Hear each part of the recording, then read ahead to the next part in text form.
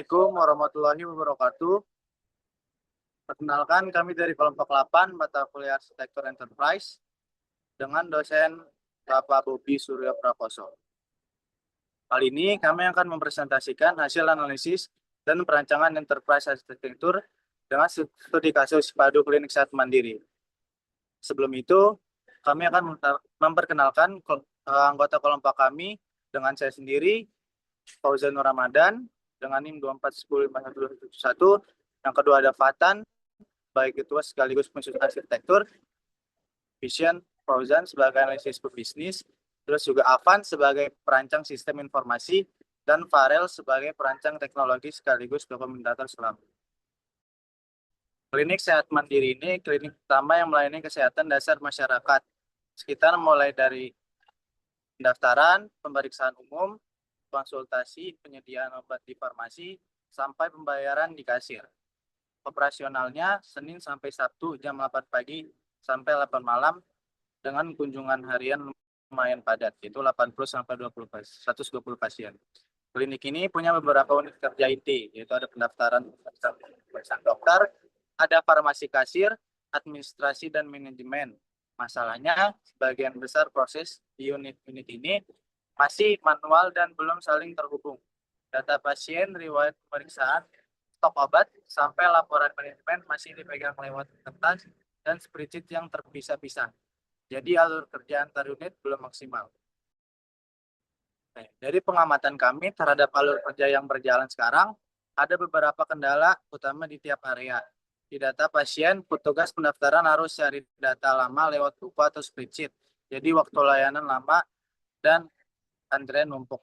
Di rekam medis, dokter masih nulis keluhan dan diagnosis di kertas. Jadi riwayat kesehatan pasien susah ditelusuri dan rawan terselip atau rusak.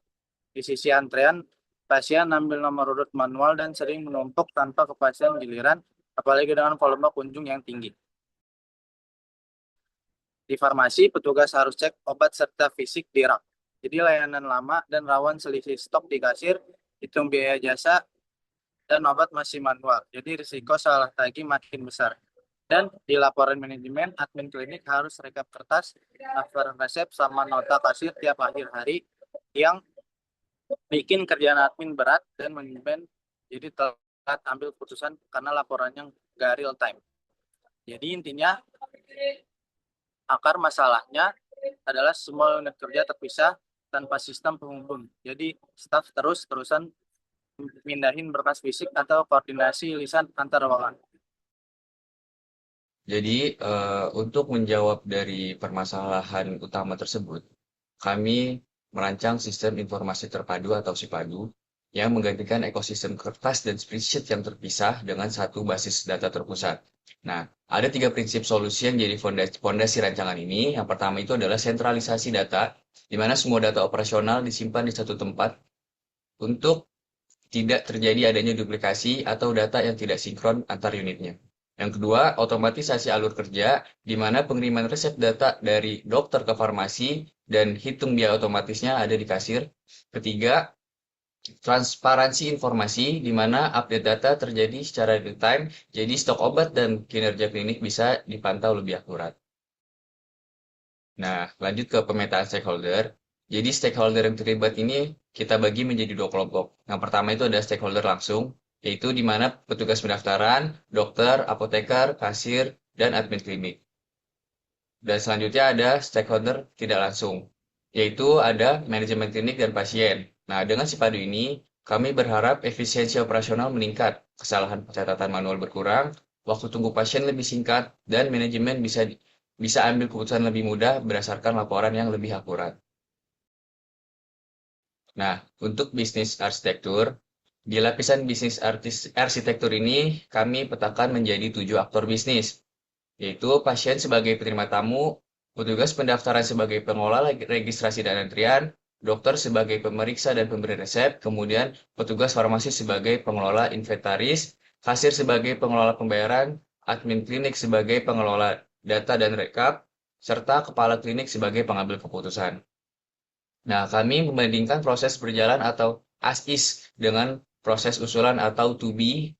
Nah, di ASIS ini semuanya masih manual dan terputus, antrian kertas, cari data di buku, tulis rekam medis, dan resep di kertas. Cek stok fisik sampai hitung biaya pakai alat hitung biasa. Nah, di 2B ini, semua dokumen fisik itu diganti dengan aliran data elektronik. Pendaftaran ditopang dengan e-antrian. Dokter input diagnosis langsung ke e-rekam medis. Dan diterbitkan e-resep yang otomatis notifnya masuk ke farmasi dan motong stok. Lalu untuk kasir transaksi, tarik data dari dokter dan farmasi buat tampilin tagihan yang presisi. Dan semua data ini bermuara ke dashboard laporan real time. Nah, struktur fungsi bisnisnya kami bagi menjadi 5 pilar, yaitu ada pendaftaran dan antrian, layanan medis, layanan farmasi, keuangan, serta administrasi dan pelaporan, agar area kerja jelas tanggung jawabnya dan tidak tumpang tindih. Baik, selanjutnya kita akan lanjut ke information system arsitektur. Di lapisan information system arsitektur, si Padu dibangun dengan pendekatan modular. Ada 6 modul utama di sini. Yang pertama itu ada modul pendaftaran, pemeriksaan, farmasi kasir, laporan, dan manajemen pengguna. Modul manajemen pengguna ini jadi gerbang otorisasi yang atur hak akses ke semua modul. Pakai role based access control biar staf cuma bisa akses fitur dan data yang relevan sama tugasnya. Modul pendaftaran meneruskan data pasien dan nomor antrian ke modul pemeriksaan. Dokter input diagnosis dan tindakan medis. Resepnya otomatis mengalir ke modul farmasi, sementara rincian biaya jasa medis diteruskan ke modul kasir. Modul kasir, gabungan biaya jasa dan obat jadi satu tagihan. Dan keempat modul operasional ini terus nyetor update data ke modul pelaporan. Selanjutnya, kita ada data arsitektur. Dari sisi data, kami petakan 7 entitas utama di basis data Sipadu, yaitu data pengguna, pasien, kunjungan, pemeriksaan, resep, obat, dan pembayaran. Satu pasien bisa punya banyak riwayat kunjungan. Tiap kunjungan itu satu ke satu sama satu sesi pemeriksaan dan satu nota pembayaran. Sementara relasi resep dan obat itu many to many, karena satu resep bisa berisi banyak obat dan satu obat bisa diresepkan ke banyak pasien. Nah, selanjutnya itu ada teknologi arsitektur. Untuk dukung operasional Sipadu, kami rancang infrastruktur berbasis cloud server dengan jaringan lokal atau LAN di klinik. Ditopang koneksi internet yang stabil, cloud server dipilih karena mempermudah deployment, jaga efisiensi sumber daya komputasi klinik, dan bikin backup data otomatis lebih aman. Alokasi perangkatnya kami sesuaikan sama kebutuhan tiap divisi. Petugas pendaftaran dan kasir PC desktop karena kerjanya menetap.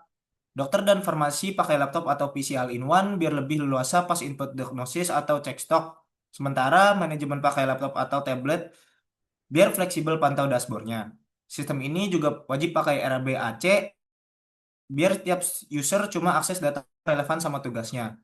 Arsitektur aplikasinya berbasis web dengan 3 keunggulan, nggak perlu instalasi terpisah di tiap komputer, fleksibel cross-platform Windows dan macOS, serta pemeliharaan terpusat, jadi update dan bug fixingnya cukup sekali di server dan langsung kepakai semua pengguna.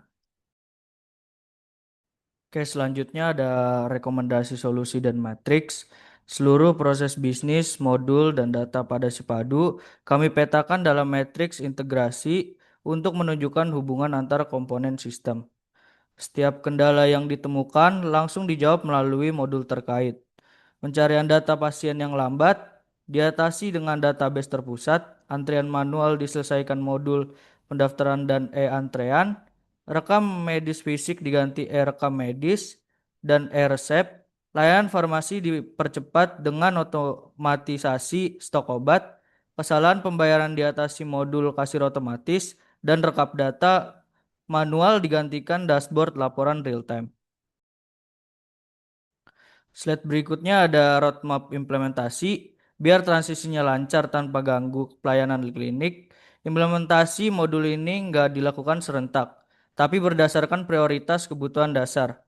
Modul pendaftaran dan manajemen pengguna jadi prioritas pertama karena jadi fondasi data. Modul pemeriksaan prioritas kedua, biar pencatatan medis cepat digital.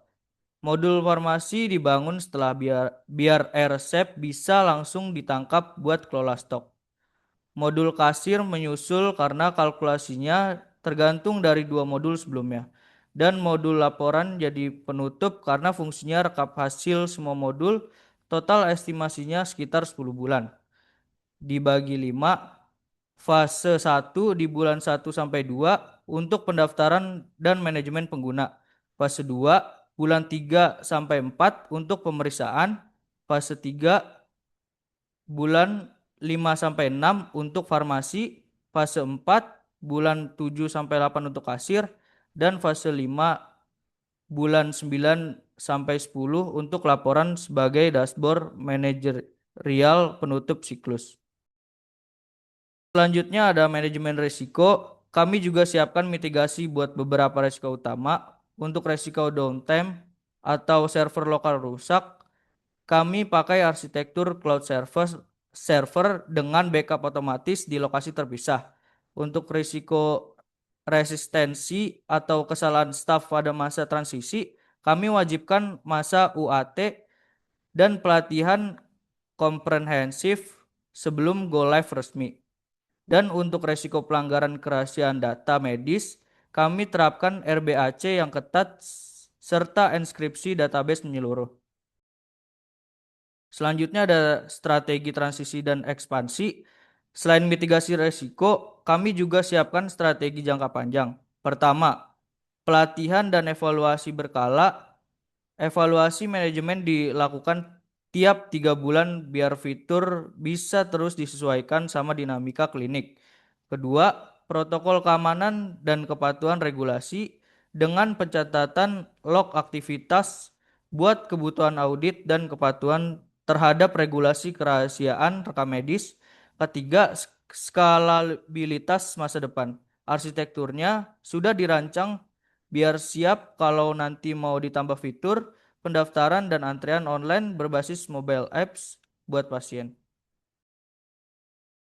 Oke, baik. Selanjutnya kesimpulan. Jadi implementasi enterprise system ini, maaf. Jadi implementasi enterprise arsitektur ini pada Sipadu bukan cuma pembaruan software, tapi juga restrukturisasi fundamental yang mengurai kekacauan proses manual menjadi data digital yang lebih mulus. Nah, dengan rancangan yang berpusat pada sentralisasi data dan integrasi antar modul, Klinik Sehat Mandiri tidak hanya menyelesaikan hambatan operasional, tapi juga membangun fondasi infrastruktur kesehatan digital yang tangguh untuk bersaing ke depannya.